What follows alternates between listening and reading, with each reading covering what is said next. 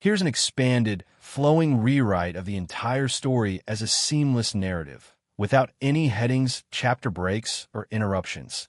Just one continuous, dramatic voiceover-style tale, perfect for a YouTube script or long-form reading. I've kept the original spirit, heightened the tension, added richer sensory details and emotional depth where it fits naturally, while making it read more like an engaging spoken story. Imagine waking up to the sight of 500 strangers turning your peaceful family pasture into a pop-up wellness festival. Tents everywhere, yoga mats unrolled at dawn, food trucks rumbling in, porta potties lined up like soldiers, and the bass from a professional sound system already thumping through the morning mist. Karen Westfield, the self-appointed HOA queen, had secretly sold tickets at $50 a head for her community healing weekend, pocketing a cool $25,000 by claiming my grandfather's land my family has held since 1952, was somehow historically public and ripe for her mindfulness empire. She thought she'd finally broken me. She was wrong. I'm Wesley Hoffman, 62, a retired firefighter who spent 3 decades running into burning buildings so other people could make out alive. These days I live quietly on my 15 acres just outside Millerville, California, where the rural edges still fight the creep of Silicon Valley sprawl. My wife Sharon passed from cancer 3 years ago after 43 years together, leaving me alone in this old ranch house that suddenly felt too big and too quiet. The pension covers the basics, but the bum knee from a collapsed roof in 2018 means no more heavy work. That's when I turned to beekeeping.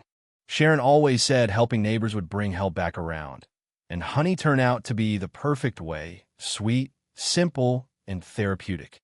I named each hive after fallen brothers from a department. Rodriguez, Captain Murphy, Jimmy Kowalski. 40,000 workers buzzing in perfect harmony became my new purpose, my quiet therapy, my small income. Every morning I'd sip coffee laced with my own honey, walk the rows, and listen to that steady, living hum that drowned out the grief. Then Karen arrived like a storm you didn't see coming. She and her husband Derek bought the biggest house in the new Meadowview development 18 months ago, one of those oversized Mediterranean boxes with more square feet than sense. She's 42, drives a white Tesla with blessed plates, has 47,000 Instagram followers documenting her authentic rural life, and calls herself a yoga instructor and life coach. Derek runs Streamline Solutions, some tech consulting gig from his home office, always in pristine hiking boots that have never touched real dirt. Within half a year, she'd muscled her way into HOA president, promising to bring community standards to our changing neighborhood. Translation: she wanted everything polished, uniform, and under her thumb. It started small. She'd march down my gravel driveway in her expensive shoes, clipboard in hand, pointing at my hives and garden like they were crimes against suburbia. Last November came the first official complaint. Dangerous beehives pose threat to children and decrease property values. She demanded removal or $500 daily fines, threatened animal control, even invented some livestock ordinance violation. I read that certified letter over bitter coffee and felt something shift.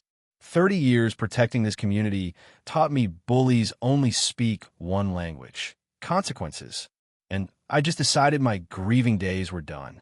She escalated fast. A neighborhood safety assessment meeting at the community center, complete with a slideshow of internet bee attack horror photos, claims of Africanized killer bees, and a county animal control officer she dragged along. I walked in with a thick folder of permits, certifications, neighbor letters, hive diagrams, everything legal and current. The officer, a young guy named Rodriguez, not my hive, looked relieved when I proved I kept gentle Italian honeybees. Karen's presentation crumbled. He even warned her that false reports about bee species could be a misdemeanor. She stormed out, spitting threats about resources and connections, her vanilla perfume lingering like a bad aftertaste. But small towns talk. My lawyer friend Pete Kowalski, son of my neighbor Eddie, quickly confirmed what I suspected. My land predates the development by decades. No deed restrictions, no HOA authority over my agricultural use. She could complain forever. She couldn't force a thing. She didn't stop. Next came the wellness walks. Groups of 15 to 20 in matching athleisure, spreading mats 20 feet from my hives, claiming historical public access on my private farm roads. Derek showed up with high-end surveying gear, staking imaginary boundaries. I put up no trespassing signs every 50 feet, set trail cameras, and started documenting. Then the bombshell. Their fancy measurements revealed their septic system was illegally draining onto my land, 40 feet past the line, for 18 months.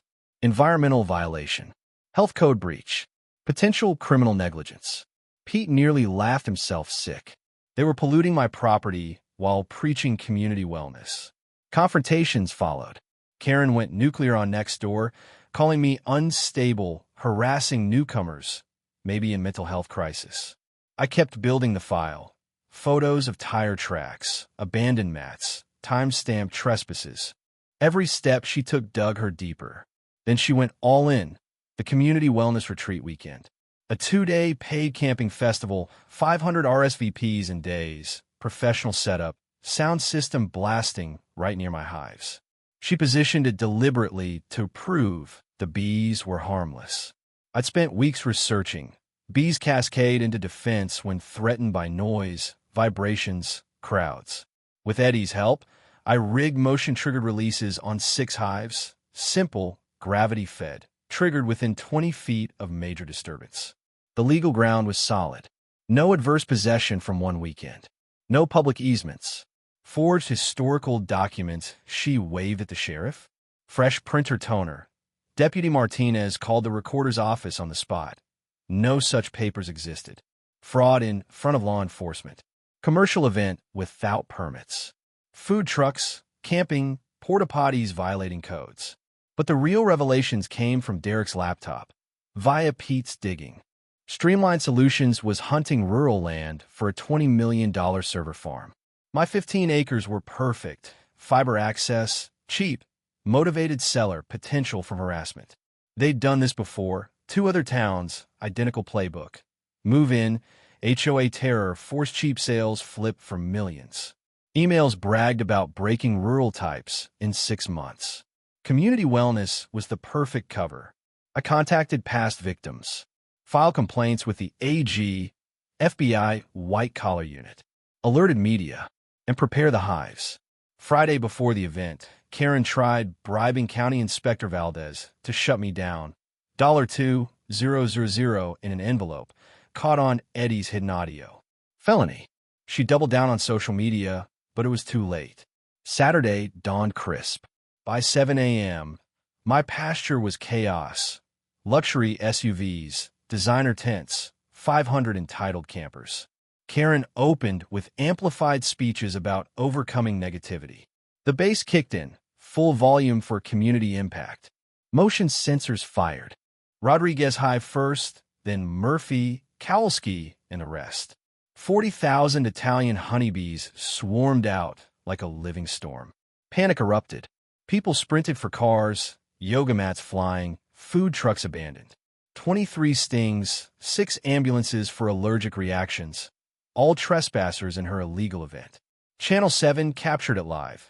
Karen frozen at the mic, Derek dropping his survey gear, fleeing in his Tesla. Sheriff arrived. I calmly explained natural consequences. Then I handed over the folder. Fraud scheme, prior victims, emails, septic violation, bribery audio. Deputy Martinez read Derek's 6 months max, half-price message on camera.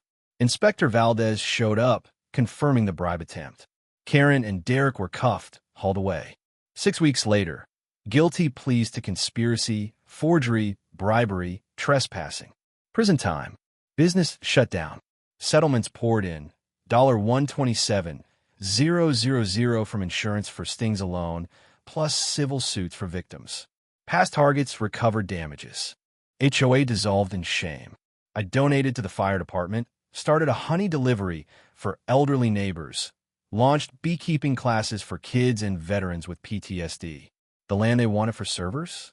Now a community garden. Sometimes justice arrives on 40,000 tiny wings. Document everything. Know your rights. And never underestimate what a quiet man with nothing left to lose will do to protect what matters. What's your wildest HOA story?